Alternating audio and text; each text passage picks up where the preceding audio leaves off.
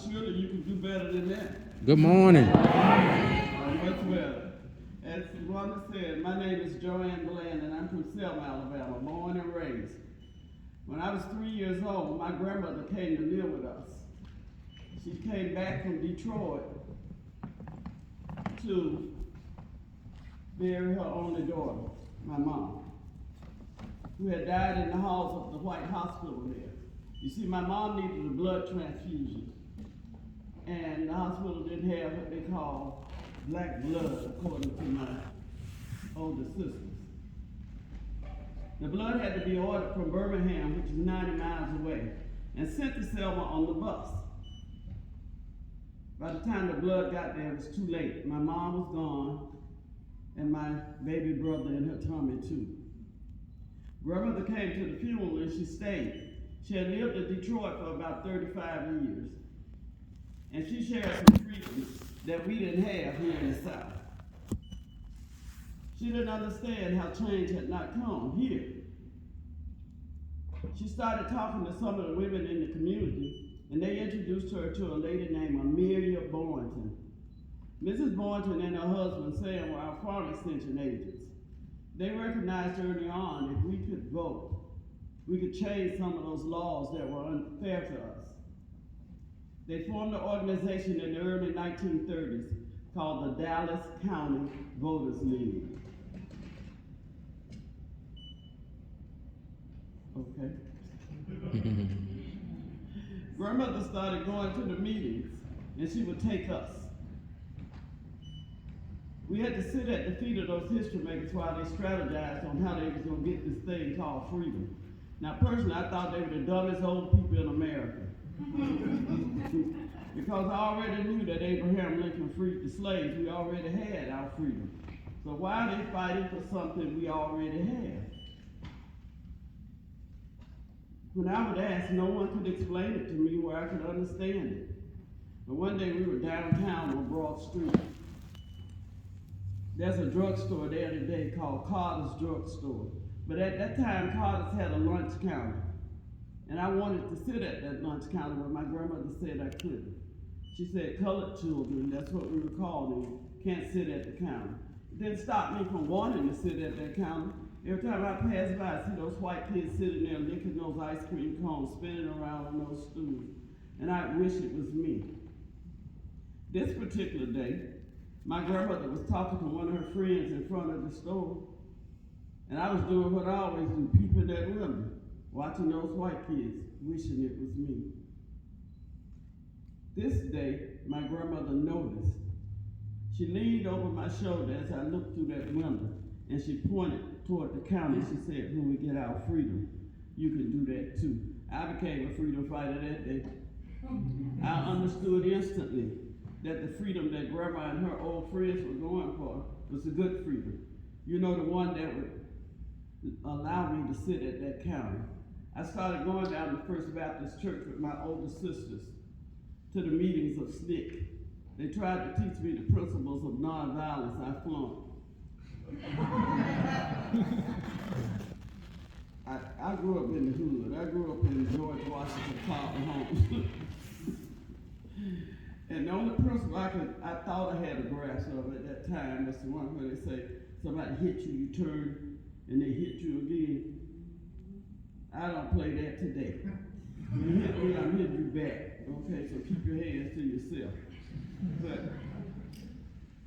I've come a long, long way since then. Violence in any form is wrong and shouldn't be in a civilized society, but it is. My generation didn't get rid of it. I hope you guys are working on it now. I like the marching though. When they come out that church and go on the youth march, I jump in that line just like I've been training all day long. We march up to our courthouse. Sometimes they see us coming and lock the doors. Most of us were not old enough to register to vote anyway. So we would kneel on the steps, and someone would say a prayer to the Creator, asking him to lift the hearts of those evil men so our parents could vote for us until we could vote for ourselves. That got old quickly. They started rolling yellow school buses up in front of the courthouse and loading us up on those buses and taking us to jail. They would put us in cells that was supposed to hold 1 to 2 people. I've never been in a cell that had less than 20, upwards to 40 people all jammed up in that little space. If you were lucky or unlucky enough to get to bed, you didn't sit there long, the mattress was gone. It was just that metal frame and had a lip right in front, a piece right in front that didn't feel good on the back of your thighs at all. The toilet right there, just right there. No privacy.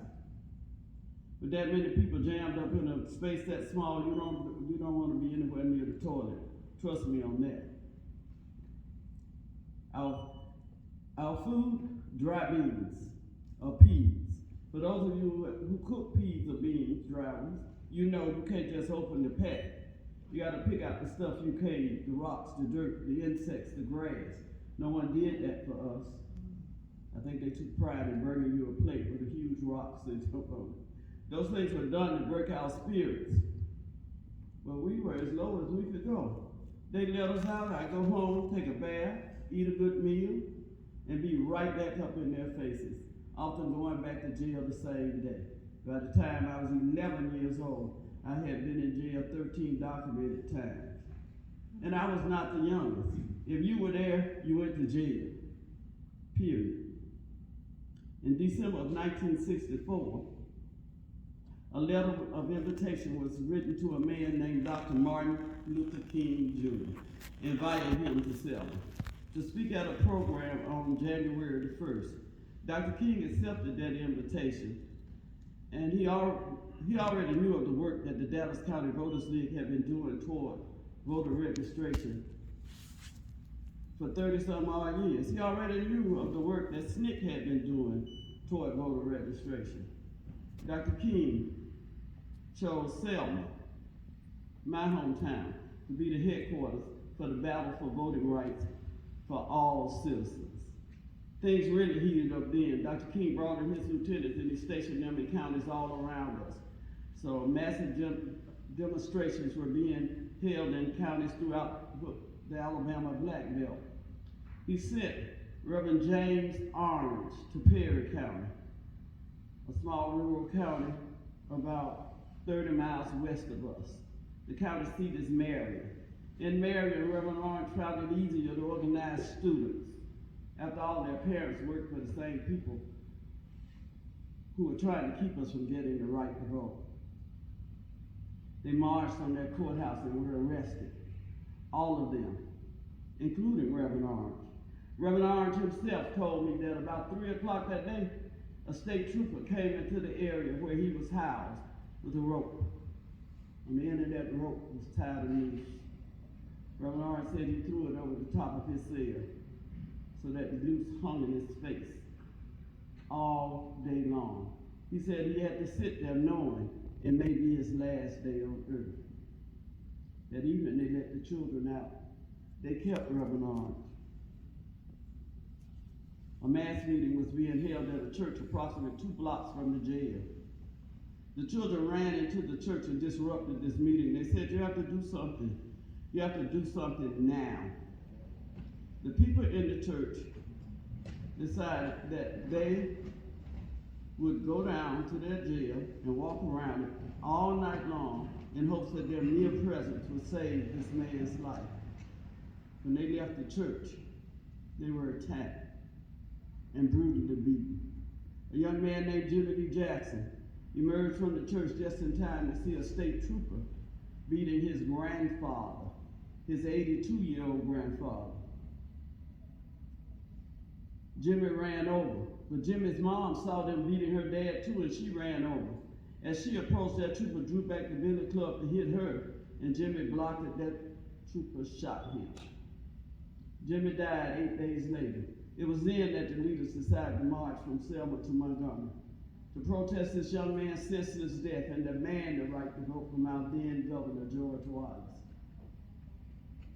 On March 7th, we gathered on the playground at George Washington Carver Homes, and led by John Lewis and Hosea Williams, came down Broad Street and over the Edmund Pettus Bridge and met a wall of pollution. When that line stopped, John Lewis asked permission to pass. The policeman said there will be no march between Selma and Montgomery. You have 2 minutes to disperse and go back to your church. In less than a minute, they attacked. Now, I had never experienced violence. Marching was fun to me. I liked the spirit of the movement, the songs, the chants, being with my friends, not going to school. I liked all of that. When I crested that bridge and I could see across, I saw policemen lined all the way across 4 lanes of Highway 80, right up under the traffic light. I knew we were not going to Montgomery then. As I descended further, I saw that the service roads were filled with policemen. Some sitting on cars, some sitting on horses, some just standing, which further affirmed we were not going to Montgomery that day. I was too far back in the line to hear or see what was happening. I didn't need to. I was a warrior. I knew the procedure. I knew when John Lewis and Hosea Williams got to that line of policemen, one of them would ask permission to pass. It would be denied. John and Hosea would go down on their knees, and we would follow suit. One of them would say a prayer, and after prayer, we'd go back to where we started from. You either plan a new strategy or just regroup and come right back. I'm standing there waiting for the front to go down, when suddenly I hear what I think are gunshots and screams. I think they're killing the people down front. Before we could turn around, it was too late. They came in from both sides, the front and the back, and they were just beating people. Old, young, black, white, male, female, it didn't matter. They were just beating people. People lay everywhere bleeding, not moving as if they were dead, and you couldn't stop to help them. It seemed like it lasted an eternity. The gunshots I heard, nobody was shooting bullets on that bridge that day to my knowledge. They were the tear gas canisters being shot into the crowd. Tear gas burns your eyes, gets in your lungs, you can't breathe, you can't see. You panic. Oftentimes you run right back to the same people you're running from. If you could outrun those men on foot, you couldn't outrun the ones on horses.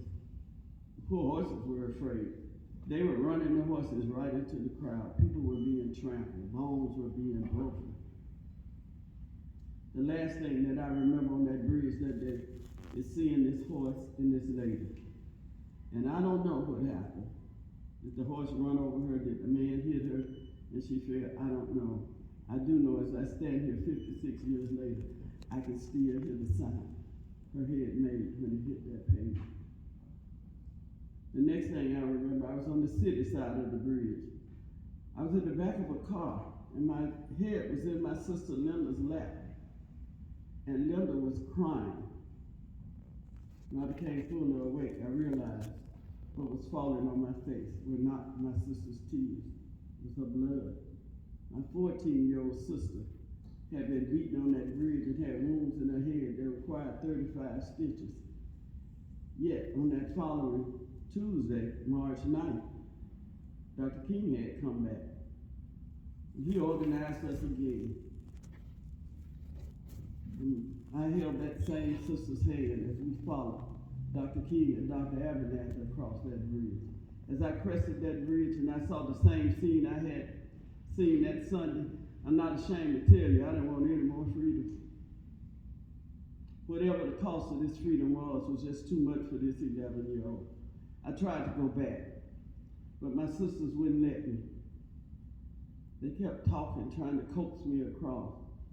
I remember one of them saying, "Come on, they're not going to beat Dr. King." I went, but I was afraid. This time, Dr. King himself asked permission to pass. The policeman told him the same thing, but this time the front went down. Dr. Abernathy said a prayer, and after prayer, Dr. King took us back to Brown Chapel, AME Church, where Dr. King held a mass meeting. At that mass meeting, he told us he had applied for a court order that would give us the legal right to walk from Selma to Montgomery if we so wanted to, but more importantly, be protected. That order was signed on March 17th by a judge right here in Montgomery named Frank Johnson. And on March 21st, we left Brown Chapel one more time. came down Broad Street and over that bridge, and those same policemen who beat us up had to protect the marchers all the way from Selma to Montgomery. There are no motels between Selma and Montgomery. Today, there were none then. Everything had to be brought to the marchers. It took 5 days to get there, 5 days to get to that Capitol. And on August 6th, 1965, just a day or two shy of being 6 months, the Voting Rights Act was signed. And it removed those obstacles that prevented us from voting. In Dallas County, out of a possible 15,000 eligible black voters, we only had 250 on the roll. We went to 9,600 almost immediately. And that same act has been under attack ever since. That voting thing must be awfully valuable, huh? Because every time I turn around, somebody's trying to take it away. You guys have been a wonderful audience. You're so quiet to scare me. But thank you for listening, and I'm going to stay for some Q&A, okay? So think of questions to ask, or I'll start asking you questions, and some of those can be embarrassing. Thank you.